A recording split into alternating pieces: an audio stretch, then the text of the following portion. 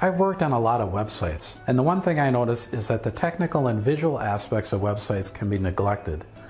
Sometimes you have an agreement with your hosting provider to maintain the site with regular updates and backups, and sometimes those updates don't always happen like they should.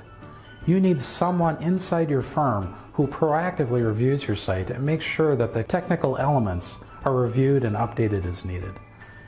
If you don't have someone inside the firm, you need to schedule regular meetings with an outsourced website consultant to make sure it does happen. Here are 4 areas to keep an eye on and ask about. Number 1, core plugins and themes. Your website has certain features that need updating, or pages can start to look weird or don't function right for visitors. You will start getting page and functionality errors, and your website can become vulnerable to malicious attacks. Number 2, old content. Do you have pages no one visits? Check your web analytics to see where you have high bounce rates or outdated content that no one reads. You can hide or eliminate those pages to help with easier navigation and improve site speed. Number 3, page load time.